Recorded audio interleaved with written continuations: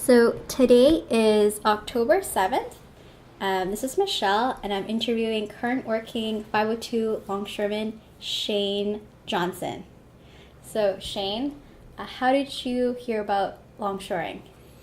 Well, my dad was a longshoreman since before I was born, and I was going to university, SFU, after I graduated, and I was longshoring. I started longshoring part-time to make money for while I was going to school. And then I got kicked out of university because I wasn't smart enough, and decided to longshore full-time. And what year did you start longshoring? 1987. 1987. Yeah. Yeah. December of 1987. Yeah. Oh, and were you nervous? Oh, I was scared out of my mind when I first started. It was very nerve-wracking to go to the Longshore Hall, see all these rough and tough old guys and big guys, and nobody I knew, because I had lived in Alberta all my teenage years, and then came to BC and started longshoring, so I didn't know anybody down there other than my dad. Yeah. Did you hear anything about longshoremen before, or you have ideas of what they were like? Yeah, it was. All I knew was there was a lot of hard work and a lot of drinking. Yeah. And when you first started, what terminals did you work at? Fraser Surrey Docks, the Annacis Auto Terminal, and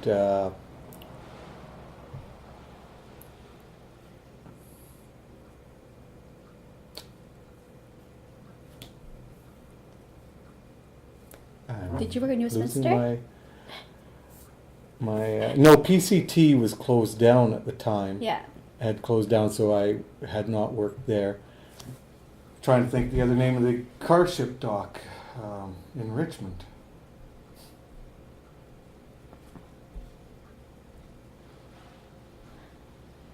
Toyota Dock? No. Wow, this is something else I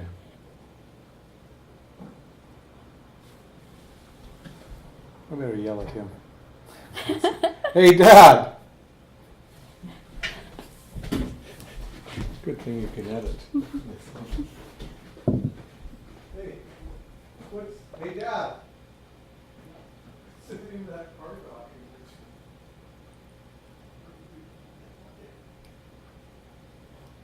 What's the name of that car dock in Richmond?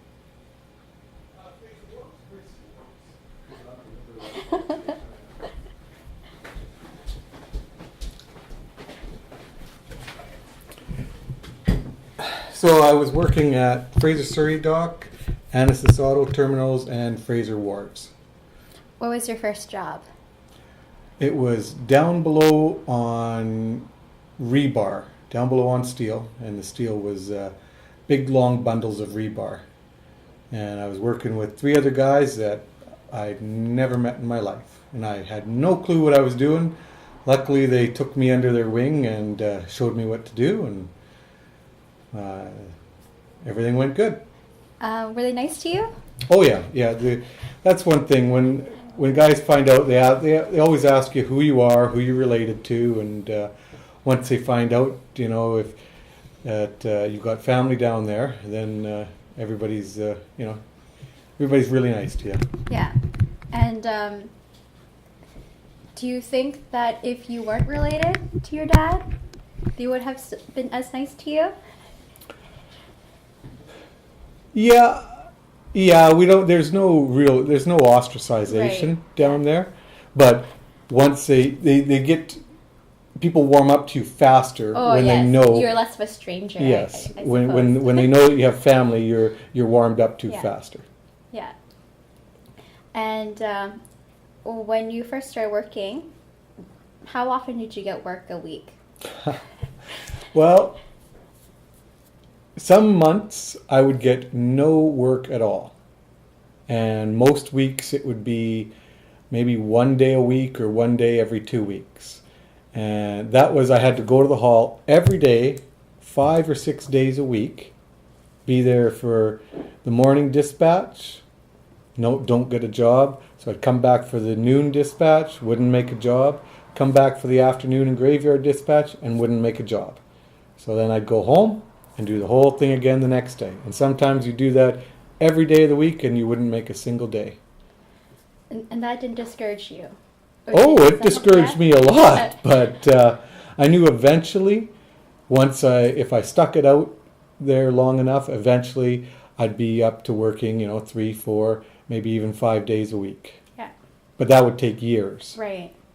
And how would you get to the hall for the morning dispatch? Well, for my first year, I lived in New Westminster, up on 8th Street and 3rd Avenue. And I'd run down the hill to the hall, which was at the bottom of 10th Street, and get there for dispatch. And then if I didn't make a job, I hung around downtown New West, headed over to Sloppy Joe's, which was a Pacific Cafe at the time, and meet some people, hang around, talk to them, and then, it's time for noon dispatch, go back to the hall, and didn't make anything, hang around there talking to some guys, and then maybe I'd hike back up the hill, a long walk, that steep hill, and hang out at home for a couple hours, and then run back down the hill for the next dispatch. And did you make friends easily? Oh yeah. The guys down there have always been very friendly. Yeah. And really good group of guys. And once you make friends, it's you, especially because you're working down below on steel, and everything down there is very dangerous. Yeah. So you're depending on the other guys in your gang to look out for you, and they're depending on you to look out for them. So right. You quickly build trust in each other because your life or severe injury can be in their hands, whether whether you get injured or you don't get injured. Yeah.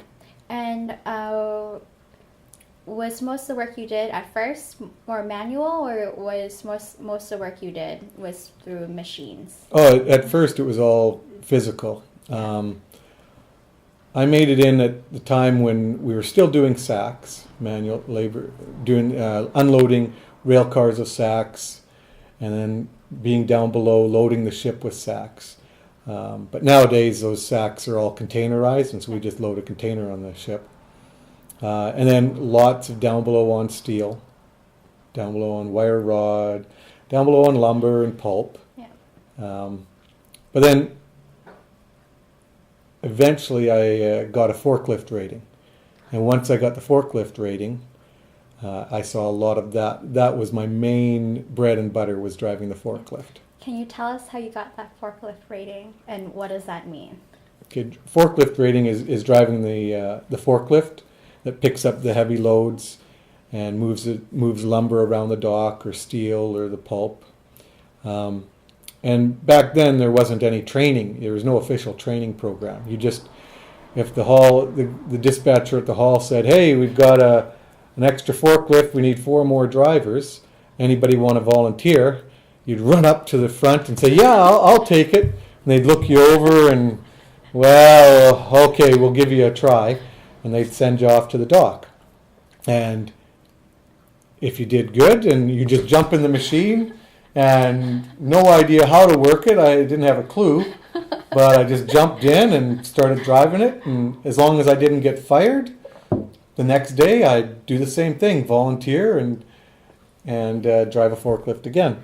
So after about, if you volunteered, I think it was like 7 or 8 times and you didn't get fired, then you could ask the dispatcher for the forklift rating, and he'd put a little red tag on your plate, and then that would indicate that you were qualified to drive the forklift. So that means for like 8 to 9 times without complaint from the foreman. Exactly. Yeah. If you got fired from driving forklift, then nope, you wouldn't get the tag. Yeah, and I'm going to assume it's the same for other machines as well? Or is the forklift a little bit different? No, that was, the same thing for When I eventually learned to drive the top rack, which is the machine that handled the containers, that was a volunteer also. I never got trained. Topside, however, that took a long. I didn't get trained in topside for about 9 years, and that they did have a training program for that. Why did it take you so long? Um, Is it a more of a sophisticated machine? Yeah, it's topside is when you're driving the cranes on the ship. Yeah. And they wanted to have people, actually trained in that position, because if you drop the load in the wrong place or at the wrong time, you don't follow the right directions, somebody could lose a hand or a foot or. And that probably thousands of dollars of cargo. Oh yeah, it damaged the cargo like crazy. So yeah, the company would prefer trained people. Yeah, and so you're volunteering for these machine jobs, and you didn't even know what was in store. Nope. No. But I'm sure glad I did, because I made a lot more work being able to drive the forklift. Yeah, and I guess over time you gain more ratings. Yeah. Yeah. And then I got from that I took the volunteered for top rack, so then I was rated for that, and that got me extra work plus overtime. Yeah. And then I took topside, and then I took checker training. What is checker training? The checker training is you've got a booklet and you are keeping track of what cargo comes off the ship and also what cargo goes back onto the ship. Kind of inventory Yeah. checking. Yeah. Yeah. Yeah. And when was it that you started to have choice in your jobs? You didn't get a choice until you worked your way up, all the way up to A board. Yeah. And when I started, I was on. We had F board, and that's the lowest board, and that's what I started on. And so, worked my way up from board to board to board, and once I hit A board, then you had more choice there. You could actually pass on a job if you didn't want it. Did you do that often? Very seldom, because I was hungry for the money. Yeah. So, what jobs were your favorites?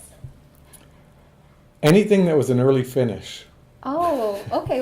But my main favorite was driving spoon on the pulp cars. What does that mean? Rail cars would come in loaded with pulp. Those are bales of pulp, square bales of pulp. And you would drive a little forklift, a little 800 or 8,000. I think it's called an 800. And it would have a flat blade at the front of it. Instead of forks, it would have a very flat blade. And we called it the spoon. And you would slide that blade underneath the bales of pulp that were in the rail car, and then lift it up, tilt back, and pull it out of the rail cars. And then put it into the warehouse where another forklift would grab it and put it in the right spot where it was supposed to go. And it was a quota job. So as soon as you did 9 cars, I think it was, as soon as you emptied 9 cars, you went home. How long would that take someone? Well, when I first started, it would take, you'd be finished by 1:30. And so you'd finish like 3 hours early. But then eventually, once I got better and better at it, we were finishing before lunchtime every day. That's nice. And so and you get paid for the full paid for the full day. Yeah. And so that's what would happen with a quota job, because the company was happy to have, hey, that was a great production. Why didn't they want you to do more than 9? Was there no room?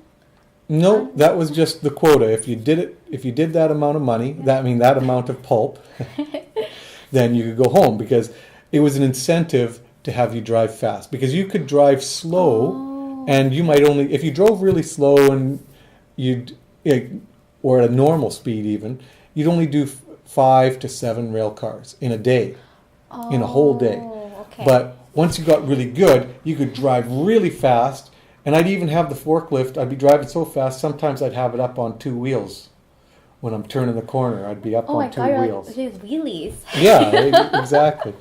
And which was quite dangerous because Yeah, I these was were gonna propane ask. things. If I'd have tipped it over and smashed the propane bottle, there would have been a big explosion. But yeah, that was the incentive: get it done fast and get a lot of them done. Yeah. And so then the foreman, though, they would pick you if once they got to know that you were really fast at it, they would pick you for that job, no matter if you were at the bottom of the forklift slip or at the top of the slip. The foreman would say, "Hey, we want that guy." Really? So Yeah. wait, but then doesn't the dispatch you? Yes, they would dispatch us at the hall. The Yeah. dispatcher would dispatch us on a sheet of paper Yeah. from to the Surrey dock, and at Surrey dock, then the foreman would be dividing everybody up on that sheet of where they're going. You know, like say the Oh. top 3 drivers would go to berth 2, then the next 3 would go to berth 3, and so on all the way down. They might, some guys would go to the lumber shack, some would go to the steel shack, some would go to pulp cars, some would go to the lumber barge, and but then that was the foreman who would be dividing up that sheet at the dock. So did the foreman? He just did it out of efficiency, right? He would kind of put people in the specific jobs based on how well he knew they worked, or Only some of the jobs. only some of the jobs. Yeah. Okay, yeah. And with this job, did you work with a gang? Yeah, there would be me unloading the pulp cars. There'd be another forklift driver grabbing the pulp and taking it and putting it in the right spot. And there'd be a dockman for opening the rail cars and putting the ramps up. And he'd be there if I happened to break any of the pulp, because it was banded in wires. Oh, right. But sometimes the pulp would be in there really tight, and because moisture would get into the rail car and the pulp would swell. Yeah. And so you'd take it out, and a band might snap. And so the dockman would have to reband it. And then there was also a checker. Yeah. And the checker would be marking it marking it down on his book, and then telling the forklift driver that's in the warehouse which pile to actually take that pulp to. Oh. And then, of course, there was a foreman overseeing it all. Yeah. So it was just you that was just unloading the bales of If pulp. there was one gang, Yeah. yes. Sometimes there'd be 2 gangs, so there'd be 2 of us Yeah. unloading 2 different containers. Yeah. And would you guys ever race to see which Oh, of gang course. Yeah. Of course, yeah, because it was a big competition. Who could get their quota of cars done first. Yeah. And would guys like smack talk each other? Oh, of course, yeah. We'd, if you got faster, or you lapped him, or if the guy accidentally knocked the pulp over as he was taking out, no. you'd laugh at him, drive by your forklift, and you'd tell him, "Oh, you can't drive. You're not coming back to this job tomorrow." And, yeah. Yeah. So I guess was that a way you guys would have fun on the job? Oh yeah, it was lots Yeah. of fun. Yeah. Would you say other jobs too? You also could have like kind of friendly, competitive atmosphere. Yep. When we were hauling lumber to the ship with the forklifts, we'd pick up a load of lumber, and you'd drive as fast as you could to the ship across the dock, full speed. What would the distance be? From? It could range from anywhere from 100 feet to, like 500-600 feet. Okay. Yeah, that's- and so we'd be racing, and if you could lap the guy, if you could race to the ship, drop your load, go back to the lumber pile, pick up another one, and bring it to the ship before the other guy even got his first load there, you'd be yelling at him and laughing at him, and you keep track. Oh, I lapped him 5 times before lunch today. Yeah. And then we'd razz each other about being slow. Yeah. And would you guys continue the fun joking during lunchtime too? Oh yeah. At lunchtime, we'd all be sitting in the lunchroom, and we'd all be telling, "Oh yeah, I lapped that guy," or kicked his butt with how fast I was going. And Yeah. it wasn't. You wouldn't want to be in our way because we were just going full speed. Yeah, you know. definitely. Nowadays, they have speed limits on the dock of Really? 20 Yeah. kilometers an hour, and it's almost boring to drive because you got to obey these safety speed limits. Who enforces these limits? The company and ourselves. But don't you think the company would like it because you guys are more efficient? Well, the company is the one who initiated the speed limits Oh, okay. because not everybody can drive as fast as they can. And other people would try, and they might actually they might spill their load of lumber, Oh, right. and they do damage. Right. So, there was a little bit of a hierarchy. You had the good drivers who could just roar around. You had the drivers who were almost as good, and then you had drivers who thought they were good, but they were really bad, and they were the ones that foreman would get mad at because they drive above their skills and end up Right. doing damage. So the company just put in a Standardized. thing, so then it became, like I said, boring after quite a while. So, when you first started, there wasn't a lot of safety training. Oh, when did you start seeing that change? There was absolutely no safety training when I started. When did we actually start seeing it? I guess when they started actually making training programs, then there would be the safety was brought into the training programs. But like I said, when I started driving forklift, there was no training program for that. But when I started driving topside and I took the training for that, there was safety built into that because as a topside driver, you got to be safe because guys' lives are in your hand. If you make the wrong move, somebody can die. So that took about, I'm going to say, 8 or 9 years. 8 or 9 years before I saw that in the safety aspect really start to be pushed. Yeah. And then they had also the WHMIS training Right. for learning about hazardous chemicals on the dock and stuff. And that was pretty important because before then, who knew what you were dealing with? Right. You know? Yeah. So these safety training programs, were they for the new longshoremen, the casuals, or were they for everyone? No, they were for everyone. If you were taking forklift training, you would get the safety. Also, if you were taking the top side, you'd get the training, the safety training. Yeah. But like I said, all those categories didn't have any safety training for about 8 years from the time I started. Yeah. And would there be a lot of accidents? Well,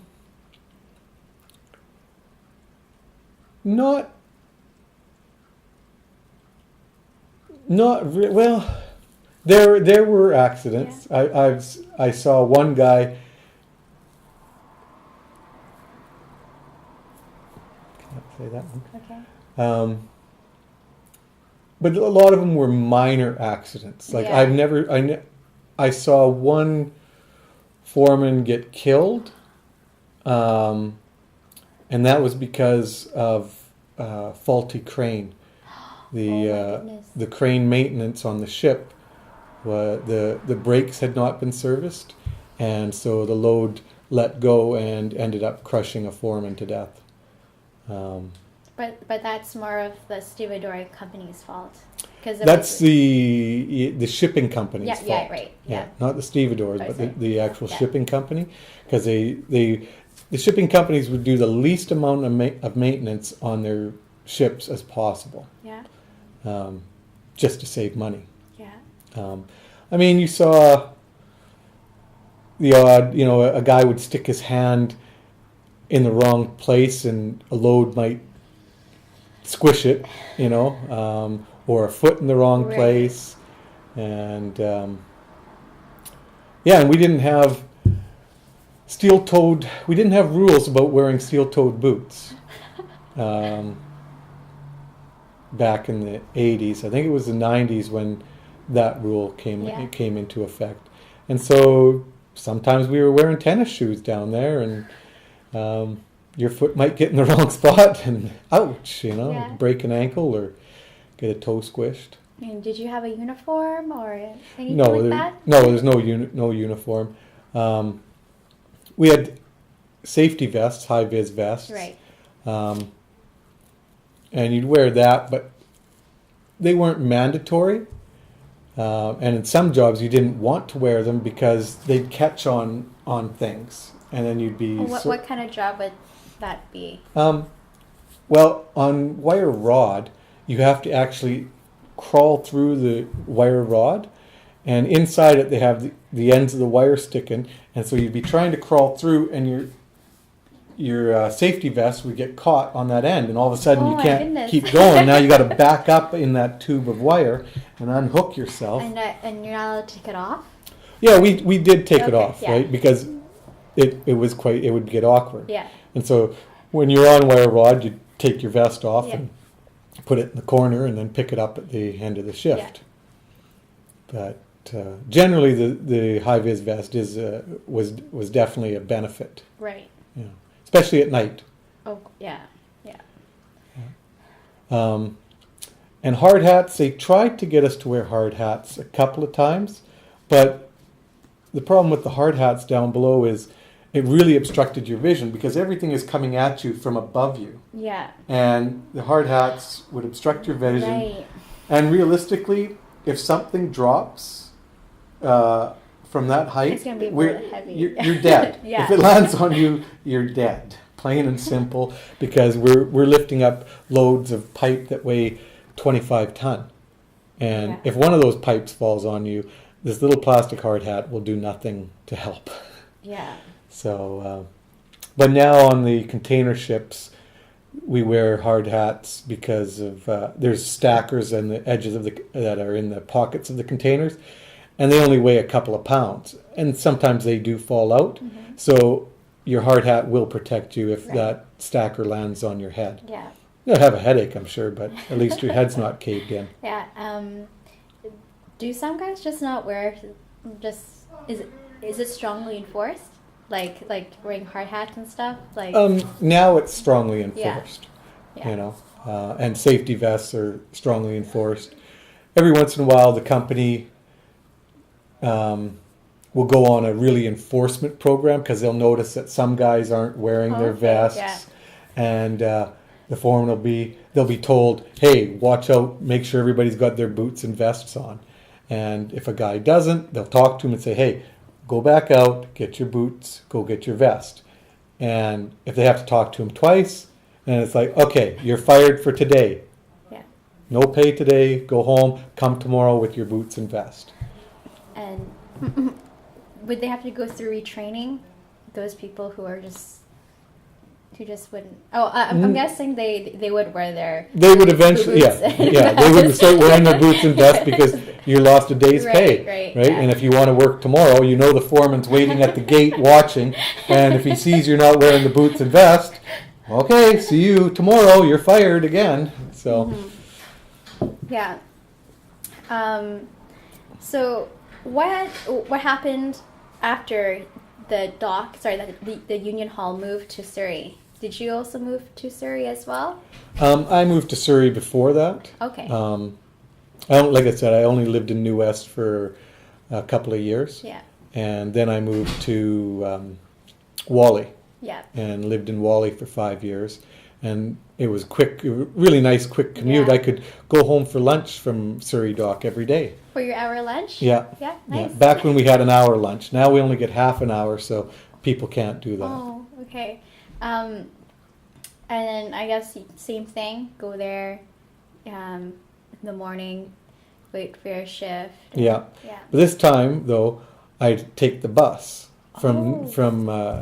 from Whalley. I'd take the bus. This was, the SkyTrain wasn't on our side of the river Yeah. yet, and so I'd take the bus in the morning, and scrape together the $1.25 or $1. I can't remember what it cost. Take the bus, but if I didn't make a job, I didn't have extra money to be taking the bus back home Right. again and then take the bus back to the dock. So I'd just hang around in New West again all day long if I didn't make a job. And then I'd try and get a ride from somebody at the end of the day and have them drive me back Yeah. to Wally. So another longshoreman. Yeah. Yeah. Or sometimes I'd ride my bike across the bridge, the Petula Bridge. Yeah. And sometimes I'd walk across it. And one time I even decided to walk across the rail bridge that's right underneath the Petula Yeah. Bridge. And I only did that once because just as I was coming to the end of it, a train came through, and that's a very narrow bridge, and it gave me a bit of a jolt. I thought I was going to get run over by the train. Yeah. So luckily I made it to the other side real quick and decided I'm not doing that again. Yeah. So when you took the bus from Wally to the Union Hall, were there other longshoremen taking the bus with you? Nope. No? No, I don't No? recall anybody. You know, a lot of people carpooled. Yeah. And I started doing that too. When I got a car, sometimes I'd pick the guy, one or two guys Yeah. up, or they'd pick me up. And That's nice. yeah, Yeah. yeah. But I prefer now just driving by myself. Yeah. Would it be more of the older longshoremen picking up like the younger ones? Nope, No? no. No? It was the guys that you were working with, Oh, that were around you on the boards. You'd pick them up, or they'd pick you up. The Yeah. guys who you worked with day in and day out that became your friends. Yeah. Those are the ones. The older senior members. Oh, you wouldn't dare ask them No? for a ride. No. So, since your father is a longshoreman, does he ever tell you things? Oh, I used to hand stove lumber, Oh, yeah, and I yeah. used to carry these 240-pound sacks, stuff like that. Yeah. Yeah. Yeah. Oh yeah. The old timers would always look at us and say, "You kids got it easy now." Well, you know, because they tell us the stories of having to hand stow the lumber and I think the 150-pound coffee sacks. Yeah. And we only had to do 113-pound flour sacks. So they thought we had it really easy. Yeah. And especially with the forklifts and all the modernization of the machinery. Do you think they're how do you guys usually react when they hear that stuff? They're just like, yeah. Are some guys really interested, or I've always been interested Yeah. in the old timer stories. yeah. And I think generally most people are. Okay. And a lot of us are like, whew, thank goodness that we got forklifts and machines nowadays. Yeah. Makes the job easier. Yeah. In the Longshore Hall, were you known as your father's son? Oh yeah, Yeah. Everybody would say, "Oh, you're Dean's kid, aren't you?" And I'd be like, "Yep," because everybody knew my dad, Right. and I'm just the new kid down there. And they'd be like, "Well, who are you related to?" And "Oh, you're Dean's kid. Oh, that's Dean's." Yeah, I was always known as Dean's kid, and it took about, I think the first time I heard my dad being referred to as, "Oh, that's Shane's dad." Yeah. It was about 13 years into me being a longshoreman, 12 or 13, yeah. Because there was a lot of guys who came up the boards with me who didn't know all the old timers, Right. and my dad was being an old timer. Yeah. They didn't know him, Yeah. and they'd be like, "Oh, so you're Shane's dad." Yeah. So then the roles were reversed. Yeah. And would you say for most of the sons or daughters of the old timers, it's like that too? They'll be referred as their dad's Yeah. daughter or son. Yeah. Yeah. Yeah. Yeah. So kinship is very like embedded within the union. Did you get to know quickly whether someone was a son of someone else, or a brother, or a cousin? Oh yeah, really quick, yeah. Because we would be blunt. We'd always ask each other, because we're curious. Yeah. You're working with a guy, you want to know what's his background and what's his family, Yeah. and so you'd always ask and people would be telling, "Yep, so and so is my uncle," or "This is my dad," or "This guy's my brother," Yeah. and stuff. So, yeah, family is very important down there, and so there's a lot of us that are, even if we're a lot of people that are related to each other, because you got your cousins and uncles and stuff down there, and if you're not related, well, you're usually, a lot of people are family friends, Right. because you'd grow up with the kids from your dad's friends, visiting and stuff, Yeah. which I missed out on because I ended up growing up in Alberta, so Yeah. I didn't get that tight kinship right away. Right. So it was, when I first started, it was interesting to meet all the people and then their kids who were my age. Yeah. I say kids, but 18, 19-year-old guys that were my age, of the stories my dad would tell. Yeah. And I'd be able to put faces to all the names that my dad had been telling okay. me about for years. Yeah. Was it easy for you guys to become friends, like have a good connection, because you guys had that background when you met, like when you worked with them? Yes. Yeah. Yeah, it was really easy. Yeah. It was easy to make friends, and you had good fun times down there. Yeah. Yeah. And work is a very social place. Yeah, I down there. think that's what makes longshoring very unique compared to other jobs. Is Yeah. you guys have a lot of autonomy. Yeah. What would you do during lunchtime? Well, like I said, when I eventually got a car, I would go home and have lunch at home with my wife, and but then if I didn't have the car, when I didn't have the car, we'd either sit in the in the sling shacks by the ship and have our lunch there and just talk about things, talk about our lives and stuff. Or we'd all meet in the lunchroom, and it'd be a big noisy place. Everybody's talking and gabbing Yeah. and telling stories about what happened and what this superintendent did and what this foreman said, and So, so the hall is still a place where people kind of hear the news of the waterfront. Oh, Would yes, you say yeah. that? Yeah. The hall is a very important gathering place. When eventually, if we have a computer dispatch or full phone dispatch where people don't have to come to the hiring hall anymore, that will be a very sad day, because a lot of the social interaction occurs at the hall, getting to know people that you're not working with all the time. Right. And during dispatch, the hall is a very noisy place because everybody's talking. Yeah. There's groups of people talking here and there and everything, and people walking around talking to other people and everything, and telling the news, what happened on the graveyard shift, and what happened, what time is the ship going to finish, and who's going to get it. So it's gossip about, not gossip, but real information about what's happening on the waterfront. Yeah. And maybe some gossip. Oh, of course. There's always gossip. You're talking about, who did what at the party on the weekend, and, stuff like that. It's, but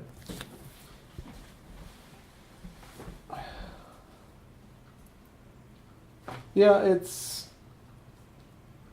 the hall is definitely a social place, and even the dock place, the workplace itself is very social. I think it's easier to make friends down that are fellow longshoremen, because then you all understand each other. You know where you're coming from, Right. and what kind of situation in life you're having. Mm-hmm. Whereas people in the real world, as we call it, the real world, who have the 9-to-5 basic office jobs, they don't have a clue what happens. They can't relate to us and our workplace. Yeah, and I guess you see this even though the work of longshoremen is increasingly getting mechanized and automated. Yeah. You still feel that there's a social cohesion. There is. Yeah. The mechanization has lessened it, because a lot of the times you're in a machine by yourself for 8 hours. Yeah. And the only time you talk to the other guys is had coffee and lunch break. Right. Whereas before you'd have, like a 8-man gang, and you'd be working together all day, talking to each other all day, and talking to the others on the ship. Yeah. And now a lot of the work is you're by yourself for the vast majority. Yeah. And sitting in the cab of a machine, listening to the orders coming through on the CB radio. Yeah. So, was that gradual though? That shift from the mechanization automation, or did it just all like 1 year? They just put a bunch of new machines in, and It was very sudden. yeah. All of a sudden, when Deltaport opened up, the container terminal out at Tsawwassen, when that opened up, that was a huge change. There was these rubber-tired gantries, rail-mounted gantries, and everybody was driving a bomb cart. And all of a sudden, it was like, wow, everybody's being separated. Yeah. The checker category was still, well, even some of the checkers, they were up in what's called the tower, and they're sitting by themselves in a cab. Yeah. But then there was also the pre-gate for the checkers, where they'd gather and share stories and be talking and sharing information there. But that was a big change when Deltaport opened up. That was the major change. Did you ever feel alienated? Like sitting in a machine for 8 hours? No, No? no, you didn't have feelings of alienation. You just had feelings of, you're sort of out of the loop. Yeah. You're out of the loop, but you're not alienated, Yeah. but out of the loop because you don't know what's going on. So then at lunchtime you'd be like in there, Super hey, what's excited. going on? Yeah, you have to quickly talk for that half hour Yeah. to get all the information. Yeah. Because you knew you had another 4 hours of sitting in that cab. Yeah. But would you still say, like, I'm sure some jobs require you guys working machines, but you're working together. Would you still say that's working together? Like, there's still social cohesion there, even though you guys are in working individually. Yeah, it is. We're still working together, but nowhere near as much. There's no, like I said earlier about the forklifts. If you were lapping a guy, driving faster than him, there is none of that anymore. Yeah. It's just you almost feel like a robot now when you're in the machines. Yeah, definitely. It was much more fun in the old days. Yeah. And do you feel like there's still strong union solidarity? Oh yeah. Yeah? Yeah. Yeah. That's one thing that actually, technology has helped for the Okay. solidarity, because if something happens, everybody's got a cell phone. You can quickly text the information or get on the phone and tell everybody, hey, this is happening, and so, and everybody's got quick access to, if you need to phone the hall, phone our business agent. Before, there was no such things as cell phones, and you'd be like, well, who's got a quarter to go over to the phone booth and try and get a hold of the business agent? Yeah. And, Have you heard things from old timers who say, there's no camaraderie anymore, there isn't a brotherhood now? Have you heard anything like that? The older guys? You hear some of that, but it's because it's changed. It was a more intense camaraderie for them back in the old days. Yeah. But there still is camaraderie. I mean, people are friends at work, and they're friends outside of work. Still. So they all get together after work and stuff. But we've grown so big that it used to be you knew everybody and you knew everybody's name. Yeah.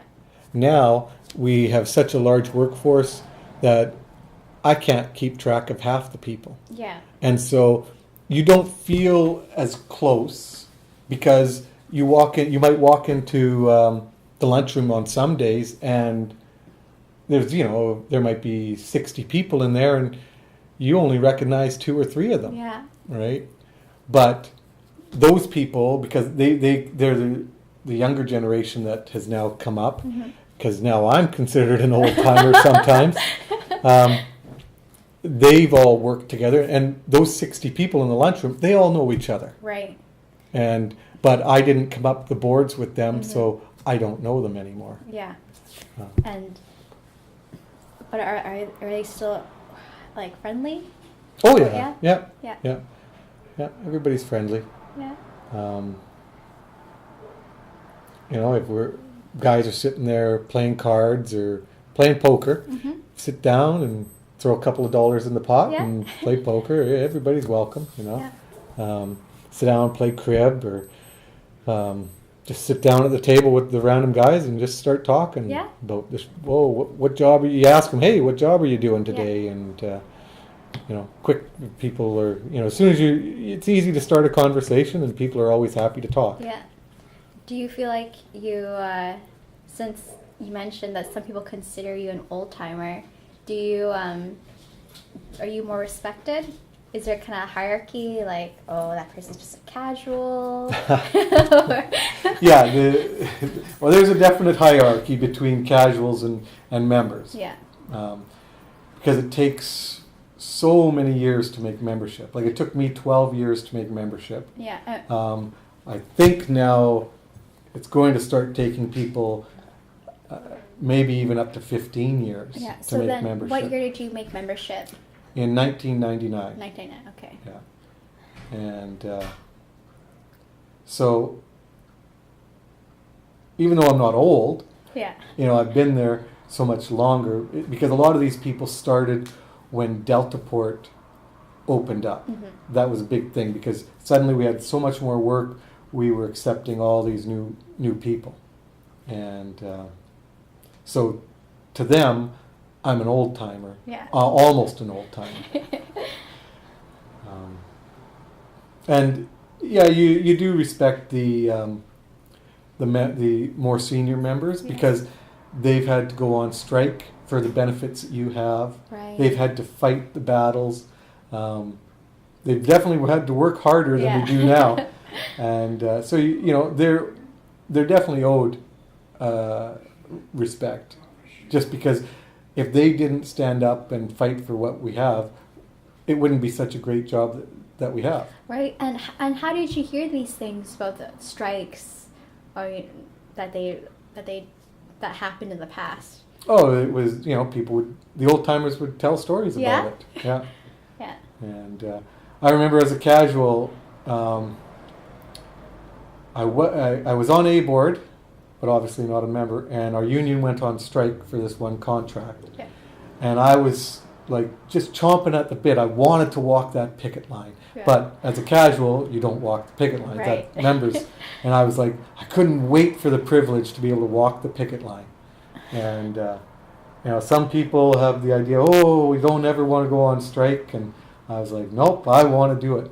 Yeah. And unfortunately, or fortunately, we've always settled our contracts ever since I made membership. So I've never gotten to walk the picket line, and I really feel ripped off. Yeah. Do you want to tell stories too? Yes, exactly. I want to be able to tell the stories that the old timers have. Yeah. And that is one thing that in one way you never want to have that, because if you can have good contracts without any kind of strike, that's good. But it's a little feather in the cap to be able to say, hey, I walked the picket line. Right, that you helped the union,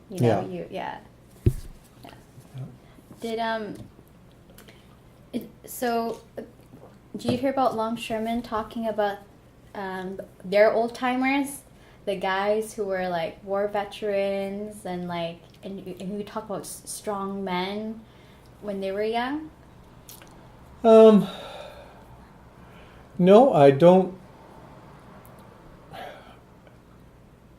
Not really. No? No, I haven't heard too many of those stories, because those ones have been either passed away or long time retired. And, when I started, I didn't even know those people, because they'd retired, many years before that. Do the current longshoremen consider the old timers strong men? Oh, yeah. Yeah, you hear the stories and you look at them, and they're even still strong now. They just had the muscle, and you see them, they're in their 60s, and they're out working these young kids who are 18, 19 Yeah. years old, and it's like, wow. You think, how can he do that and not have a heart attack? Did you ever consider running for member? So not member. For the elections to be an executive. I've run for different positions. I ran for the Grievance and Credentials Committee. I served on that for 4 years. I've also ran for the Dispatch Committee and served on that for 2 years.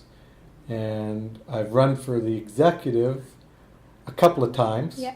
But I've gotten real close, Yeah. but haven't made it yet. Yeah. What position were you interested in as an executive, to be an executive?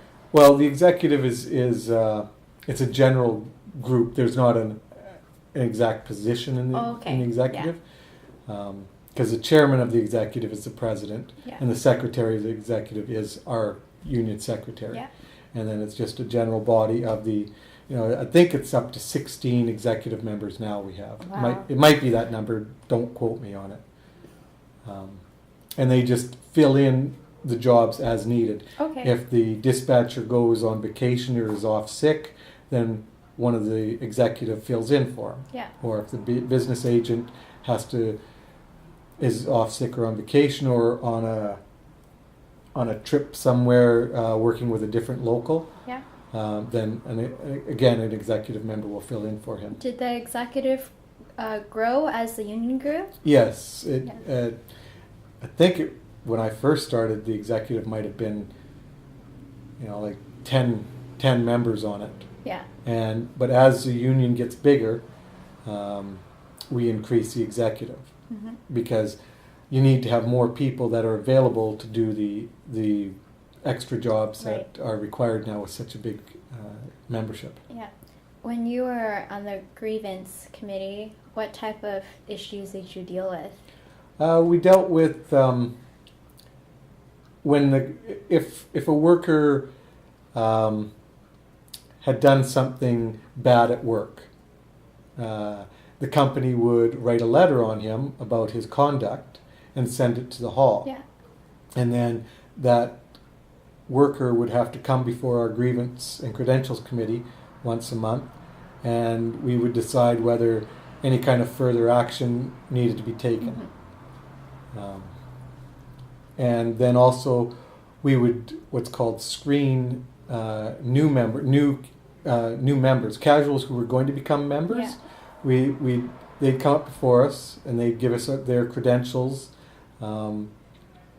and we'd look at their record as a longshoreman, Yeah. and then we'd vote whether to take them into membership, and we'd vote whether to accept. Well, I can't think of the word now, but anyway, so then they would come before the general body at the meeting, and then that's where they'd be sworn in. Yeah. And so we'd okay them. We'd look through their record and make sure everything was okay. Like, I'm going to assume like criminal record checks? No, we don't No? do criminal record checks. Yeah. Just their work record with us. If Okay. if they were a casual in good standing, Oh, yeah, they didn't get complaints and stuff like yeah, that? or if they didn't have any fresh charges on them, or if they owed the union money. Let's say if they didn't pay dues. Yeah. Well, actually, for casuals, it's dispatch fees. If they hadn't paid their dispatch fees, they weren't eligible to come into membership. Okay. And if they had outstanding charges on them, those would have to be dealt with Yeah. before we take them into membership. Yeah. So how come you guys don't do criminal record checks? Because there's nothing. Criminal record checks aren't something that are required down there. Yeah, but I guess It's- as long as you can work well, Yeah, you can work. you're doing, really you're doing physical labor, Yeah. manual labor. Yeah. There's no reason why being a criminal could stop you. I mean, can you pick up a 113-pound sack? Yeah. Being a criminal, it wouldn't. Doesn't matter. Doesn't It's matter. irrelevant. Okay, Yeah, that's cool. Totally irrelevant to to it. That's another thing I guess makes the longshoreman really unique compared to other jobs. Yeah. Yeah. Do you ever feel like you got preferential treatment because you were a member's son? Sometimes you would, because some of the foremen might have been your dad's friends. Yeah. You know, they might have grown up with your dad. Yeah. And so they'd be like, oh yeah, that's my buddy's kid. Yeah. And so they might give you a little easier job. Okay, yeah. But then some foremen, they didn't like your dad, so they'd spend the whole shift yelling at you and calling you names down below while you're working and harassing you. You'd be mad, you'd be yelling up and telling the foreman off, and he'd yell down and tell you off, and you know. That's funny. Yeah. So sometimes you got preferential treatment, and sometimes you got worse treatment. Yeah. Depending if the guys liked your dad or not. But that would be that common, right? I mean, people not liking people's dads? No, not very common at all. Yeah. You know. Yeah. But and here's the thing: how do you get preferential treatment when most people have family down there, right? Exactly. So, it really wasn't. You maybe got a little preferential treatment at the beginning just because of who your relatives were, Yeah. but then once the first little bit of preferential happened, then it was up to you to make a good name for yourself. Right. And Because you could only ride on your your dad's coattails Yeah. for so long, and if you were, oh, that guy's a jerk, Yeah. then too bad you didn't get any Yeah. more. Or did you ever feel like you had to do really well because you are your dad's son? Yeah. Like that you had people had expectations of you. Yes. The one thing, you didn't want to be an embarrassment to your dad. Yeah. You didn't want to go home at the end of the day and your dad has had a phone call from somebody and he says, "Hey, what the heck? Are you an idiot or something? What do you think you were doing? You got to, pull up your socks down there. Yeah. I don't want to get a phone call from my buddy because you're not working hard." Yeah. So when you first started, how many women were in the union? Absolutely none. Absolutely none. There were no women in the union, and there were no women casuals. Okay, and there's a woman working now, but Yeah. how has that changed since when you first started working to now? Oh, When did you see the change start to happen? It happened when Deltaport opened up. Okay. Because Deltaport, there's so many machine jobs and checker jobs that you didn't have to be really physical to work at Yeah. Deltaport. And so suddenly it opened up jobs that that the non-traditional longshoreman of a big guy with big muscles Yeah. could take. Right. Smaller people could take it. Mhm. Smaller guys, smaller women, Yeah. and that's when we started seeing women come down. The odd wife of somebody or the sister of somebody came down, and it was a big shock. Like, Yeah. what? Who are you? And they'd say, "Oh, I'm so and so's daughter," or something like that, and you'd be like, "Oh, okay." Okay, so it was women who had connections, sometimes already had connections to the Yeah. union. Okay, yeah. Yeah. And so then they were accepted. The women were accepted fairly quickly. Yeah. If most of the women,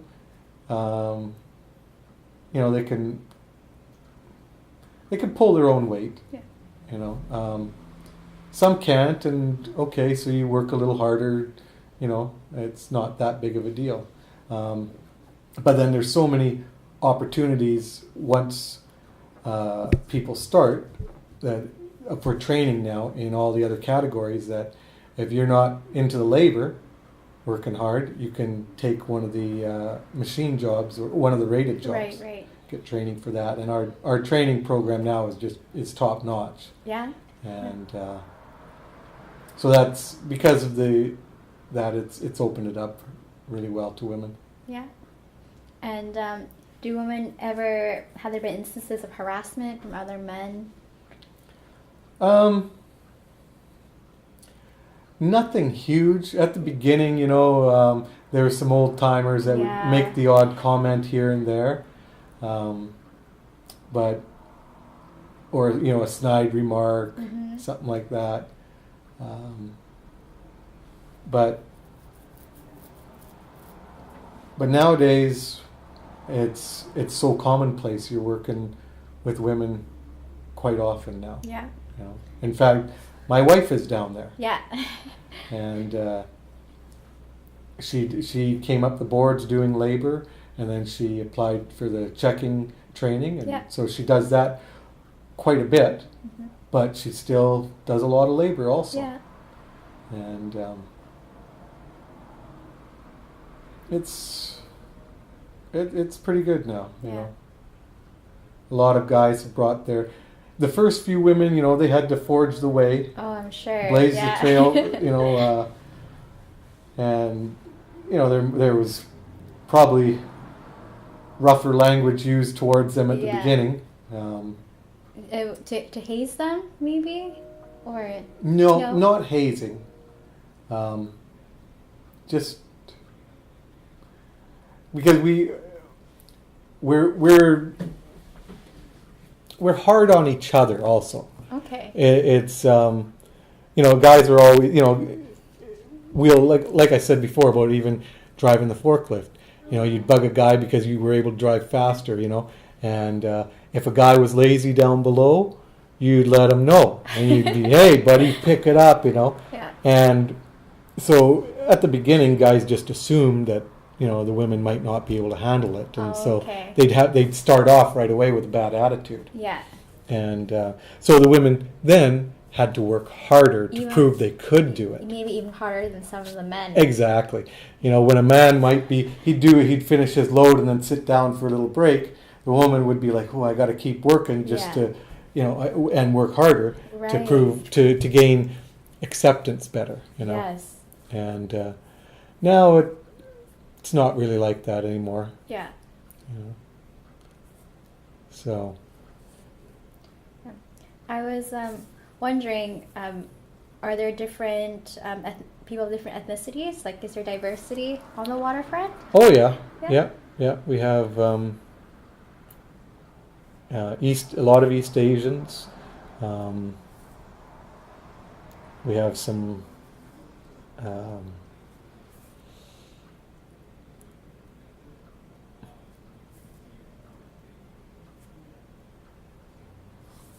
people of African descent. Yes.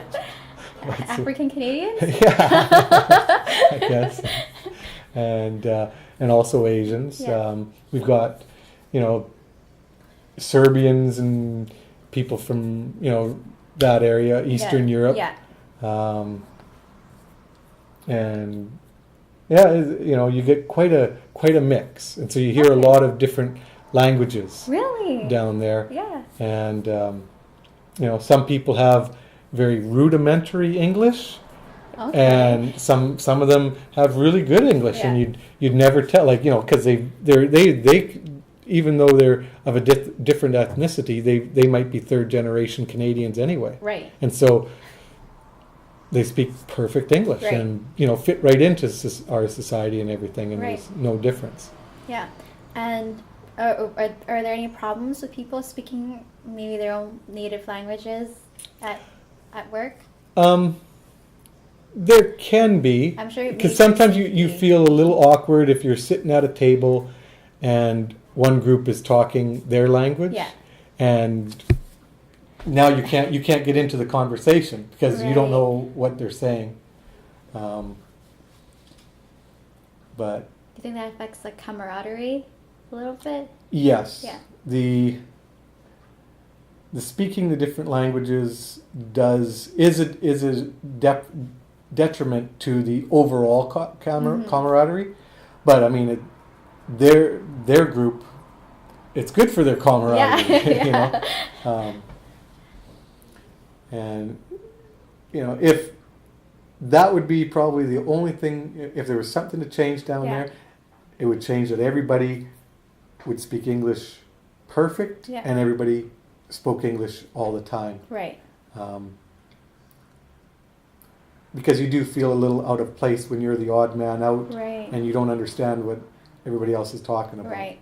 But I'm sure at work, you guys must speak English. Oh yeah, when you're talking about work-related stuff, when you're talking over the radios Yeah. or giving direction, Yeah. everything's in English. Yeah. Otherwise, I'm sure safety could be an issue. Yeah. Yeah. Yeah. It's in the lunchroom where the Okay. non-English is Yeah. used. Have you heard about the education committee where before people make membership, they have to learn about the history of the union? Yeah. Did yeah. you have to go through that? Nope, there was No? nothing like that. Yeah. Okay. Because I was gonna ask you, do you think it's valuable, the union? Oh to yeah, I have think it's something very like that? valuable Yeah. because we've grown so big. You can't take a person under your wing anymore and teach them all the stuff yourself. Mhm. And we need this education committee to be able to pass on the history down to the new people. Yeah. And so the education committee is very important. Yeah. Hopefully it continues and continues to get better. Yeah. With, giving the information out. And I think we have also a youth committee. Oh, youth committee. Yeah, for the young, even that is specifically geared for workers under the age of 30. Okay. And so there's more opportunity for them to learn. So what would they do in this committee? They get the history, more history Yeah. like that. They get there's a little more events for them to get involved in. I'm not on the education Yeah. committee, so I don't know exactly. But Okay. I at the Canadian area meeting, they presented a video. The youth committee presented a video that was made from this group. Yeah. And it was pretty good. You Yeah. know, they want to try and make sure that the younger people get more involved quicker. Okay. Yeah. So, are there any longshore sports teams? We used to have the River Rats baseball team, Yeah. but I don't think that's in existence at this No. point in time. We have the TSI hockey team, which is Deltaport, Yeah. and there's a West.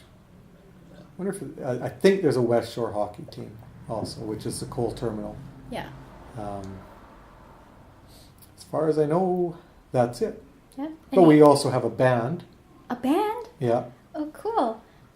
Don't ask me their name because I can't remember it. Are they a rock band or? Yeah, Yeah. yeah. Okay. And they play at our dances and special events like our Show and Shine, which is a car show. Oh, cool. And they, like I said, they play at our dances. We're having a Halloween dance coming up, Oh, and cool. they'll be playing there. Yeah. So I'll ask you, what other type of annual events does the union have to keep people connected? Yeah. Well, we have a yearly annual pensioners picnic. Mhm. It's called Pensioners Picnic, but it's not just for the pensioners. It's for everybody in the local, whether Yeah. you're a member or a casual.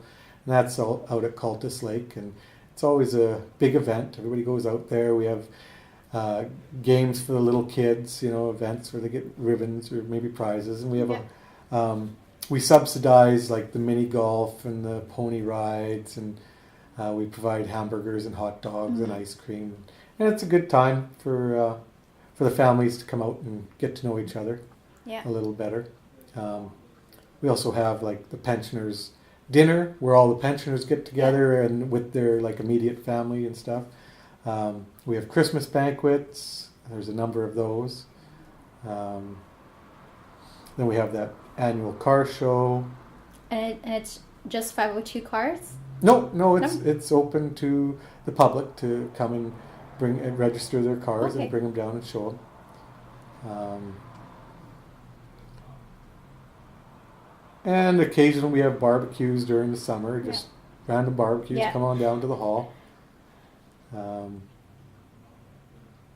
There may be some other events that I'm forgetting about, Yeah. but yeah, we try and the hall. You know, there's a group of guys that try and that organize a lot of this stuff, and you know, try and make it more friendly and family kind of thing. You know, get to know each other better. You know. Yeah. So, where do you see the future of 502? You mentioned that that once a phone dispatch or like electronic dispatch is in, I know they have that Delta port, and people don't really have to go to the hall anymore. Do you see that's going to be the future? Oh yeah, I see a computerized dispatch where you just pick your job on the computer the night before is probably the future, and that'll be, you know, there's good things to that and bad. Yeah. The bad is then you lose out on everybody coming to the hall and getting together. The good thing is, saves you a lot of time. You don't have to get up at 5 o'clock in the morning to go to the hall, to wait there, to get a job, and then go to the dock. Mm-hmm. You know, you can just go sleep in a little bit, spend a little more time with your family, you know, and then go to the hall. Mm-hmm. I mean, not the hall, then go to the job site. Yeah.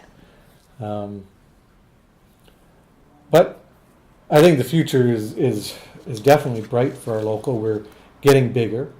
We're getting more educated. We're doing way more training of our members, sending our members to winter school to teach them how to deal with issues such as workers' compensation, grievances, arbitration, teaching them how to negotiate contracts. Oh, that's awesome. So that kind of stuff is very important, and we need to see more of that. And I'm sure over the years we'll continue doing that and doing even more. And what committee would that be? The one that teaches people like negotiations. Well, that's like the Canadian Labour puts that on. Okay. And we just pay for our guys to go to these different winter schools. Yeah. And sometimes we put on our own courses too. Yeah. At the ILWU Canada down in Vancouver, we'll put on some courses. Yeah. I've been hearing things. So I went to the education committee for the newest guys that need membership, and one of the senior longshoremen was talking about the Port Operations Act, something about if you strike, you have to they can force you to go back to work within 7 to 8 days. Yeah, the government can just puts in a legislation, and usually it's no more than a week. Sometimes it's 3 days, and that's it. You're back to work with a cooling off period, maybe a 90-day cooling off period, and then they'll get the government will give a negotiator, and then if you can't settle then an arbitrator, and sometimes we've gone a couple of years without a contract being settled. Oh. And finally the company isn't budging. They're not, they're just putting their heels in, and so you have to go on strike. Yeah. Nobody really wants to, other than I want to have the opportunity to walk the picket line. But when you're out on strike, it's hard. You're without a paycheck, and number of guys live paycheck to paycheck, so it can be hard on some people to do it. But that's the sacrifice you have to make. Yeah. Your son is a longshoreman? He is training. My son right now is training to be a longshoreman. Yeah. He's down at the new training center on Mitchell Island. Where's that? It's in Richmond. Okay. And it's they've got containers set up there to practice lashing, to teach them these Yeah. new people how to lash, which we were never taught that. Didn't have a clue when I did lashing, like, which bar goes where, how does this work? They teach them to drive forklifts, not the brand new employees, but when you go through the training program, you'll now go to this Mitchell Island, they'll teach you to drive forklift there, or bomb cart, or reach stacker, and they'll teach you to drive the top side on the ship cranes. So that's where he is right now, being trained to learn how to lash and be safe. Yes. How to do logs and hook up loads and stuff like that. Yeah. And once he passes that, it's a testing program he's going through right now. It's Oh. a 3-day testing program. If he passes, then he's coming down. He gets to come and work as a longshoreman. He can be on the T board, right? Yeah, Yeah. T or surplus board, wherever they fit him in. We're Okay. going to have a surplus board also. And if he fails, that's it. He's gone. Like no second chances? No second chance. There are no second chances. So they gave him a big booklet that he has to study, of all these terms and pictures in it to show what the job is like. From the local. The local made this book? Yeah. Okay. I think there was a cooperation between the local and BCMEA. Yeah. And so he's been reading that and studying that booklet very hard. Yeah.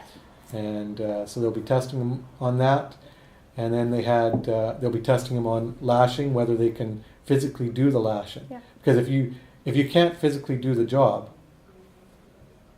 we can't have you down there. Mhm. Because then you could be a safety hazard to somebody, because if you're trying to pick up this 45-pound bar that's 20 feet long, well, however long it is, and you can't handle it and you drop it and that bar hits somebody on the head, maybe you've done severe damage to them. So the company and the union wants to make sure that we have safe workers down there that can physically handle the job. And the job is so much easier now than it was many years ago. So, but we still have to have some kind of physical test to make sure that you can handle the job. Do you feel like he has extra pressure because you're a longshoreman And my you- wife, yeah. he has huge Big pressure on him, huge. Yeah. If he fails his test, he's going to be devastated. Yeah. Because he's been wanting to be a longshoreman for many years. Yeah. And so he's, and everything's riding on it. Yeah. So, if he does fail, there is a plan B. He's completed his first year as an electrical apprenticeship. Oh, but, So okay. So he could still be. he part of could the come union. down Yeah. when he finishes his apprenticeship in 4 years. Then he could come down and start working as an electrician. Yeah. So it would just be a very long delay. Instead of starting now, Yeah. he'd have to wait for 4 years from now. Right. So yeah, he's got definitely a lot of pressure. But Keeping the family name. yeah, is exactly. strong. Yeah, because he'll be third generation. Yeah. Are you proud? Oh yeah. Yeah. Yeah. Yeah. I can't wait to see him down there. Yeah. As long as he passes, I'll be happier than a pig in mud. That's all the questions that I have. Do you have anything else to say? No. No? No.